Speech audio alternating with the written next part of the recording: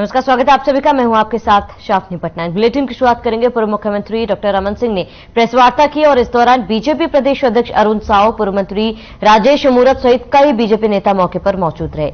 इसी सबके बीच पूर्व सीएम ने कांग्रेस पार्टी पर तंज कसते हुए कहा कि छत्तीसगढ़ में प्रदेश प्रभारी और मुख्यमंत्री सहित तमाम मंत्रिमंडल के लोग प्रेस वार्ता में मौजूद थे, लेकिन प्रेस कॉन्फ्रेंस के दौरान जवानों की शहादत पर कुछ नहीं बोला।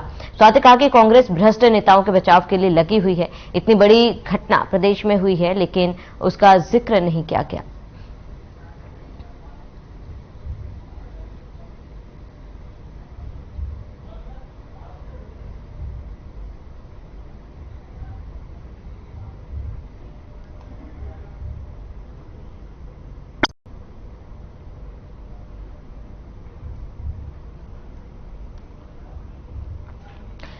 माओवादियों ने प्रेस नोट जारी कर राज्य सरकार पर निशाना साधा है। बताते हैं कि माओवादियों के पश्चिम बस्तर डिवीजन कमेटी के सचिव मोहन ने प्रेस नोट जारी किया।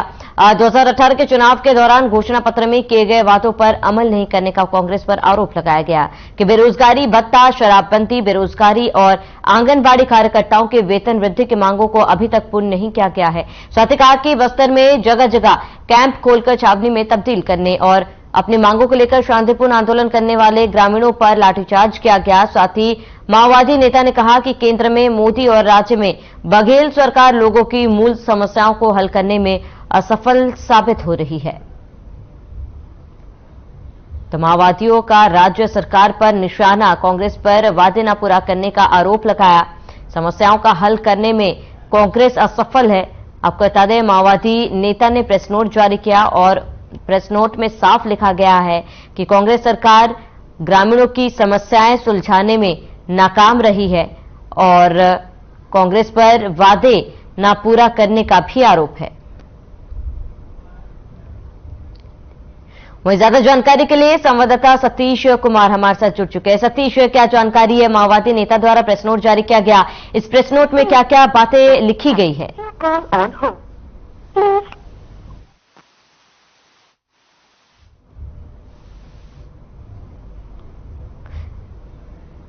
लगता है संपर्क नहीं हो पा रहे, दोबारा जुड़ने की कोशिश करेंगे। तो कांग्रेस पर वादा पूरा न करने का आरोप लगाया गया है और आपको बता दें कि समस्याओं का हल करने में कांग्रेस असफल रही है। वहीं ज्यादा जानकारी के लिए संवाददाता सतीश हमारे साथ जुड़ चुके हैं। सतीश, माओवादी नेता ने प्रेस नोट जारी किया, इस प्रेस नोट में क्या कुछ बातें लिखी गई है?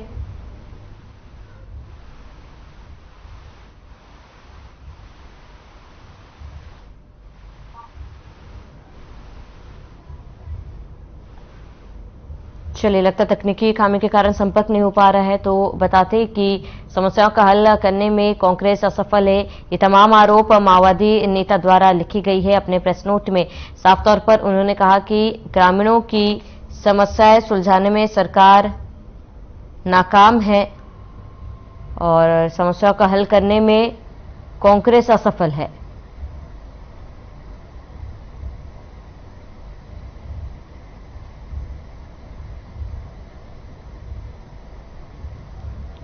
तो माओवादी नेता ने ये प्रेस नोट जारी किया। प्रेस नोट में तमाम बातें लिखी गई, साथ ही सरकार पर कई बड़े आरोप लगाए गए। सरकार पर वादा पूरा न करने का आरोप लगाया गया। कहा गया कि चुनाव के दौरान सरकार ने रोजगार को लेकर, रोजगार भत्ते को लेकर, आंगनवाड़ी को लेकर कई बड़े वादे किए थे, लेकिन अब तक उन वादों को पूरा नहीं किया गया है और वहीं ग्रामीणों की समस्याओं को भी हल नहीं किया गया। तो माओवादियों का राज्य सरकार पर बड़ा निशाना, कांग्रेस पर वादा न पूरा करने का आरोप लगा है।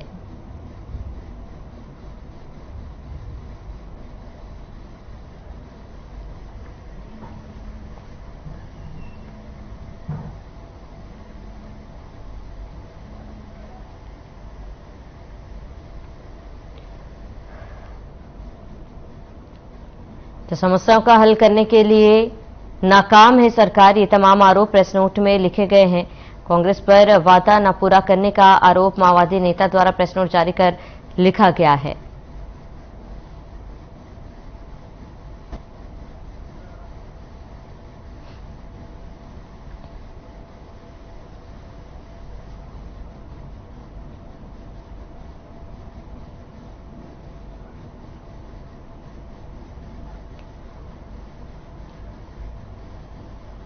तो माओवादियों पर राज्य सरकार ने वादा न पूरा करने का राज्य सरकार पर माओवादियों ने आरोप लगाया है। कांग्रेस पर वादा न पूरा करने का आरोप है। समस्याओं का हल करने में असफल है कांग्रेस। ज्यादा जानकारी के लिए संवाददाता सतीश हमारे साथ जुड़ चुके हैं। सतीश, क्या जानकारी इस प्रेस नोट में, क्या कुछ अहम बातें लिखी गई है? हाँ बिल्कुल साहब, मैं बताना चाहूंगा कि माओवादियों ने जिस प्रकार का ये प्रेस नोट जारी किया है, जो कि बस्तर डिवीजन कमेटी के जो सचिव है मोहन, उनके द्वारा एक प्रेस नोट जारी किया गया है जिसमें सीधे सीधे सरकार को घेरा है इन्होंने। चाहे वो राज्य सरकार भूपेश बघेल की सरकार हो या फिर केंद्र की मोदी सरकार हो, दोनों सरकार को इन्होंने घेरा है और कहा, सीधे तौर पर साफ तरीके से ये कहा है कि वादा खिलाफी और बेरोजगारी और इसी प्रकार से काफी लुभावने वादे करते हैं जनता से, परंतु किसी भी प्रकार के कोई भी वादों को पूरा नहीं कर पाती है ये सरकारें और केवल अपने मंसूबे को ही पूर्ण करती हैं। इस प्रकार से यह घोषणा को जो है दोहराया गया है, क्योंकि 2018 के घोषणा पत्र अनुसार जैसे भूपेश सरकार ने कहा था कि हम शराबबंदी करवाएंगे, बेरोजगारी को दूर करेंगे, बेरोजगारी भत्ता देंगे, आंगनबाड़ी कार्यकर्ताओं को वेतन वृद्धि करवाएंगे, तो इस प्रकार के काफी सारी चीजों में उन्होंने वादा किया था, लेकिन वो सारे वादे जो है अभी तक पूर्ण नहीं हो पाए हैं। वही सब वादों को लेकर के खुल करके जो है अभी जो बस्तर डिवीजन कमेटी के सचिव जो है मोहन, ये उन्होंने साफ तरीके से अपने प्रेस नोट में इस चीज को बाकायदा जाहिर किया है। और साथ ही साथ में वहीं भाजपा की तरफ से देखा जाए तो भाजपा जो आदिवासियों के ऊपर जबरन हिंदुत्व को थोपने का और दंगा बढ़ाने का आरोप जो लगा रहे हैं, इस प्रकार का आरोप भाजपा के ऊपर भी लगा रहे हैं सीधा सीधा। तो ये दोनों ही सरकारों को मूल समस्याओं को हल करने में अभी तक असफल हुई है, इस प्रकार से प्रेस नोट में जारी किया गया है मोहन के द्वारा। सतीश, क्या प्रेस नोट जारी करने के बाद सरकार की तरफ से कोई जवाब आया हो?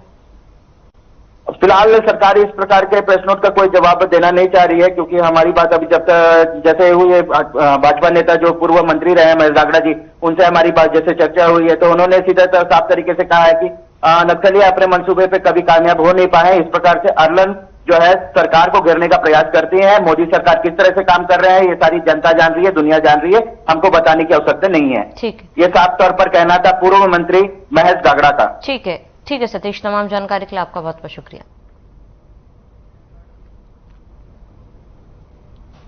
चुरिया में वार्षिक उत्सव पर गायत्री परिवार में मां भगवती प्रज्ञा मंडल आको की ओर से गायत्री तीर्थ शांति कुंज हरिद्वार के मार्गदर्शन में आयोजित 19 फरवरी 2023 को कलश यात्रा का भ्रमण किया गया, जिसमें भारत माता और छत्तीसगढ़ महतारी की झांकी निकाली गई। इस झांकी में भगवान शिव, हनुमान, कृष्ण, बलराम की झांकी निकाली गई। झांकी में गायत्री माता का गीत गाते हुए गायत्री परिजन और जनमानस की ओर से किया गया। कलश यात्रा के बाद 5 कुंडीय गायत्री महायज्ञ के दौरान देव स्थापना किया गया।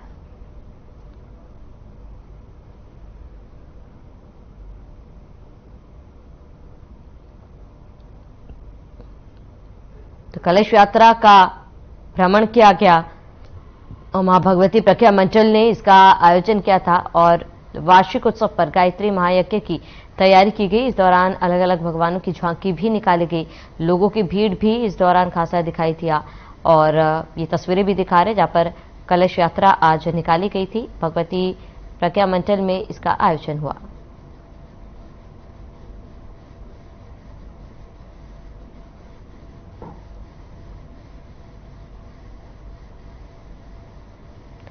खबर छुरिया से है, जहां सोमवार की सुबह नक्सलियों के हमले में जिला पुलिस बल के हेड कांस्टेबल राजेश सिंह और सीएएफ के आरक्षक ललित कुमार समरथ शहीद हो गए। शहीद वीरों को खुजिक विधायक चनिह चंदू साहू की मौजूदगी में श्रद्धांजलि दी गई। इस सभा का आयोजन खुज्जी विधानसभा क्षेत्र के ग्राम चांदो में शाम 6:30 बजे जसयंत भवचक और किया गया। इस दौरान क्षेत्र में जारी हाथ जोड़े यात्रा का आखिरी पड़ाव यहां शहीदों के लिए श्रद्धांजलि सभा आयोजित की गई। विधायक चन्नी साहू सहित कांग्रेस के पदाधिकारियों, कार्यकर्ताओं और ग्रामीणों ने 2 मिनट का मौन रखकर शहीदों को श्रद्धांजलि अर्पित की। विधायक चन्नी साहू ने शहीदों को श्रद्धांजलि अर्पित करते हुए उनके परिवार के लिए संवेदना प्रकट की और कहा कि जवानों की शहादत उनके परिवारों पर वज्राघात की तरह है। इस समय शहीद के परिवार को हमारे साथ की जरूरत है और हर कदम पर हम उनके साथ खड़े रहेंगे।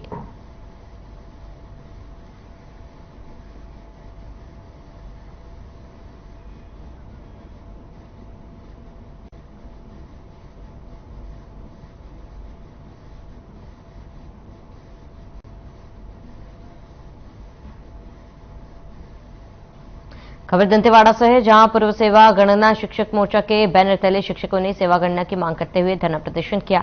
बता दें कि प्रांतीय पदाधिकारी सूर्यकांत सिन्हा ने बताया कि पूरे छत्तीसगढ़ के सभी जिलों में यह धरना किया गया है, जिसमें हजारों शिक्षकों ने अपनी आवाज बुलंद करते हुए कहा कि जब तक उनकी मांग पूरी नहीं होगी तब तक यह आंदोलन चरणबद्ध जारी रहेगा।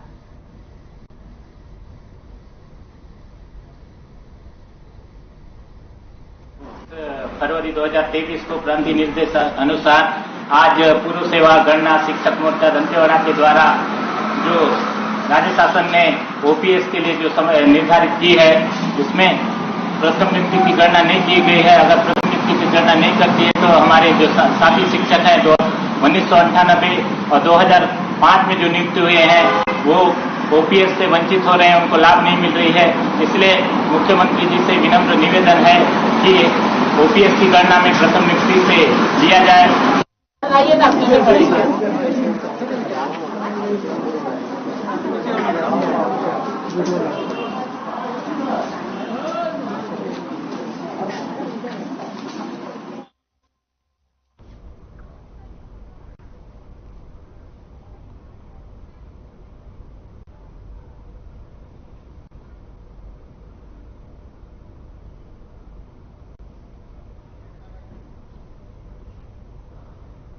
तो कांग्रेस पार्टी की नीतियों और प्रदेश सरकार की योजनाओं से प्रभावित होकर कोलेंग गांव के दर्जनों लोगों ने कांग्रेस प्रवेश किया। इस दौरान सांसद दीपक बैज के संसदीय सचिव रेखचंद जैन ने फूलमाला पहनाकर और तिरंगा गमछा पहनाकर कांग्रेस प्रवेश कराया। इस अवसर पर दीपक बैज ने कहा कि हमारे प्रदेश के यशस्वी मुख्यमंत्री भूपेश बघेल की जन कल्याणकारी नीतियों से प्रभावित होकर दर्जनों लोग कांग्रेस प्रवेश कर रहे हैं। मुख्यमंत्री भूपेश बघेल की नीतियों पर का परिणाम है कि विपक्षी दलों के लोग भी कांग्रेस प्रवेश कर रहे हैं।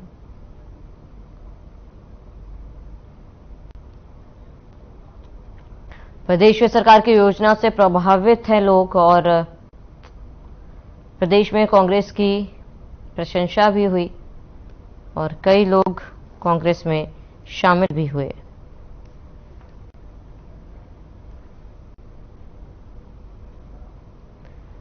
वही खबर जगदलपुर से, जहां 20 फरवरी को कोलो में नए छात्रावास शुभारंभ सोमवार किया गया और आपको बताते कि सांसद दीपक बैज और संसदीय सचिव शरीखचंद जैन की उपस्थिति में विद्यार्थियों ने नए भवन में प्रवेश किया और साथ ही इस अवसर पर जनप्रतिनिधिगण सहित आदिम जाति कल्याण विभाग और शिक्षा विभाग के अधिकारी, कर्मचारी, छात्रावासी विद्यार्थी सहित बड़ी संख्या में ग्रामीण उपस्थित रहे।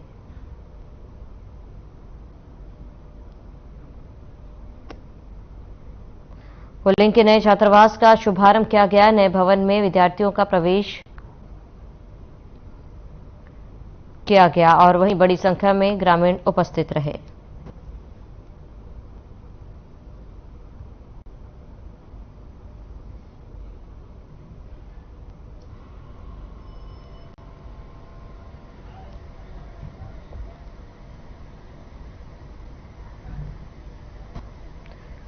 जिला मुख्यालय मोहला के शीतला माता मंदिर से भव्य कलश यात्रा निकाली गई, जो नगर भ्रमण करते हुए शिव महापुराण कथास्थल मिनी स्टेडियम खेल मैदान पहुंची और गाजे बाजे के साथ शोभा यात्रा में श्रद्धालु झूमते नजर आए। छोटे बच्चे बैलगाड़ी पर सवार होकर देवी देवताओं का श्रृंगार करते हुए कलश यात्रा का हिस्सा बने। कार्यक्रम में बड़ी संख्या में महिलाएं कलश यात्रा में शामिल हुई। 8 दिवसीय शिव महापुराण कथा का आयोजन समस्त ग्रामवासी मोहला और संसदीय सचिव मोहला मानपुर विधानसभा क्षेत्र के विधायक इंद्र शाह मंडावी के शिव शंभू समिति ने आयोजित कराया, जो 27 फरवरी तक 1 से 5 बजे तक रोजाना होगा।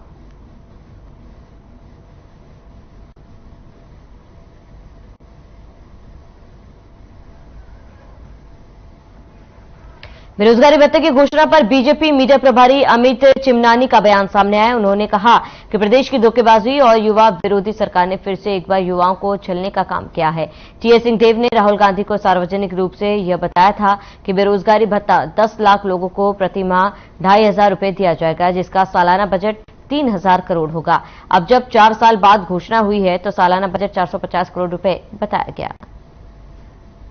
प्रदेश की धोखेबाज और युवा विरोधी सरकार ने फिर से प्रदेश के युवाओं को छलने का काम कर दिया है।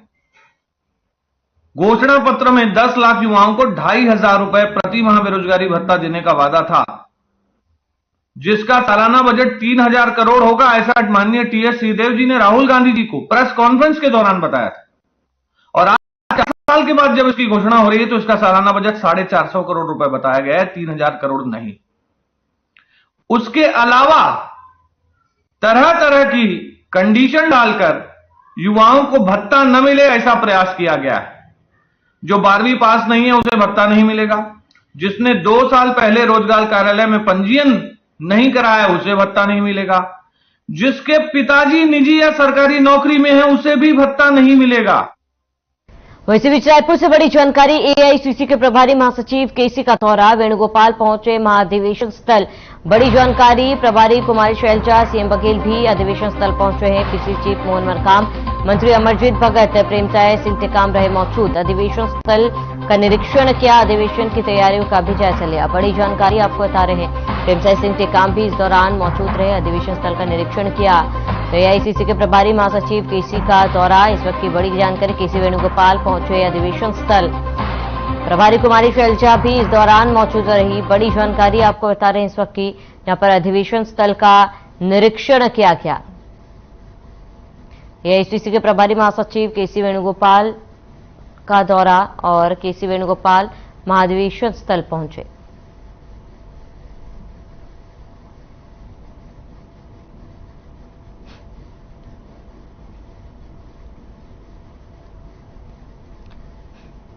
तो बुरहानपुर के गांव गागरला में वन अतिक्रमणकारियों को खदेड़ने के लिए पुलिस और फॉरेस्ट की संयुक्त टीम जंगल पहुंची। बता दें, गांव गागरला में पिछले 10 सालों से लगातार वन अतिक्रमणकारी जंगलों की अंधाधुंध कटाई कर रहे हैं, जिसको लेकर प्रशासन ने कार्यवाही करते हुए गला के जंगल में सर्च ऑपरेशन चलाया और अतिक्रमणकारियों से जंगल को मुक्त किया।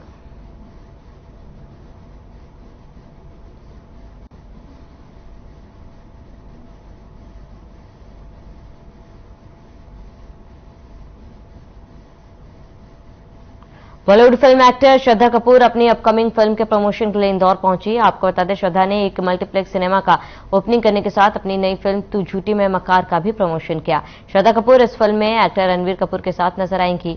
श्रद्धा ने इंदौर शहर की स्वच्छता की तारीफ की, साथ ही स्टेज से कहा कि मैं स्वाद की दीवानी हूं और इंदौर स्वाद के लिए ही मशहूर है, लेकिन मैंने अभी तक जलेबी नहीं खाई।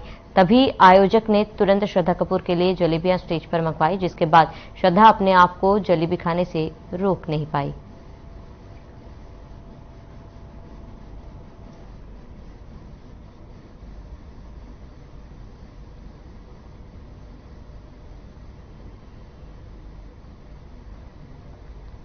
युवाओं को खेल के प्रति जोड़ने के उद्देश्य से प्रधानमंत्री नरेंद्र मोदी द्वारा देश भर में खेलो इंडिया यूथ गेम्स का आयोजन किया गया था, जिसमें मध्य प्रदेश के इंदौर जिले के इंदौर के 2 खिलाड़ियों के गतका में 2 ब्रॉन्ज मेडल हासिल किए, जिसके जीतने की खुशी में सोमवार को Sikh youth association of Indore द्वारा दोनों खिलाड़ियों को ट्रेनिंग देने वाले गतका कोच का सम्मान किया गया। और इस दौरान सिख यूथ एसोसिएशन अध्यक्ष ने बताया कि खिलाड़ी खेलो इंडिया यूथ गेम्स में ब्रॉन्ज मेडल जीत कर आए हैं और यदि उनका मान सम्मान, उनका हौसला बढ़ाएंगे तो खिलाड़ी देश के लिए गोल्ड मेडल भी जीत कर लाएंगे।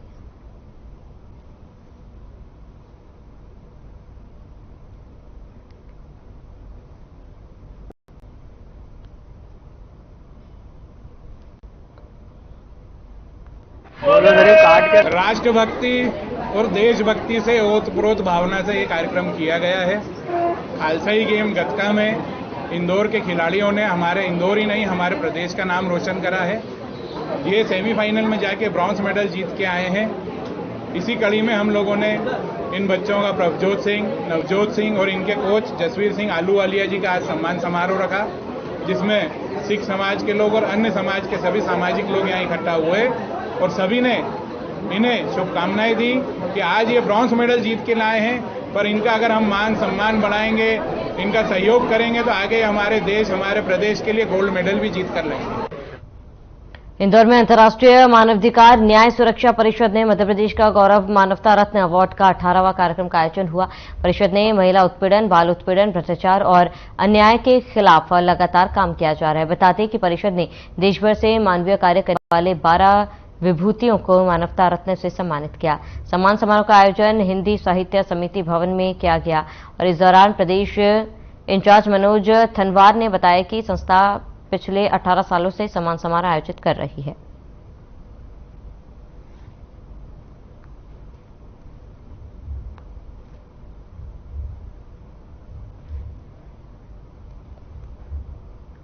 अंतर्राष्ट्रीय मानवाधिकार न्यायिक सुरक्षा परिषद इंदौर जिला मध्य प्रदेश इकाई की ओर से हमने मध्य प्रदेश का गौरव मानवता रत्न अवार्ड 12 लोगों को दिया है, जिसमें एक व्यक्ति हैं गुजरात से पीरजादा जाकिर भाई, 2 लोग मुंबई से हैं जनार्दन भाई और महेंद्र ठाकुर साहब, एक व्यक्ति हैं हमारे गोवा से भरत पेटकर जी जो अभी कुछ ही देर में यहाँ आने वाले हैं, 2 लोग हमने ओंकारेश्वर से हैं कैलाश बोरकर जी और लक्ष्मण केवट जी, 4 लोग हमारे इंदौर से डॉक्टर हैं और एक अदर है जिनको हम मध्य प्रदेश का गौरव मानवता रत्न अवार्ड दे रहा हूँ। हमारा मोटो ये है कि हम जो ये अवार्ड फंक्शन करते हैं इसको देखते हुए 2-4-5 लोग भी अगर ऐसी समाज सेवा के अंदर निपुण हो जाएं और काम करने लग जाएं, तो अभी कोरोना काल के अंदर हमने देखा है कि कितनी परिस्थितियों का हमने सामना करना पड़ा है। और चलिए इसके साथ इस बुलेटिन में फिलहाल मेरे साथ देते हैं देश और प्रदेश की तमाम बड़ी खबरों के लिए आप बने रहे हमारे साथ।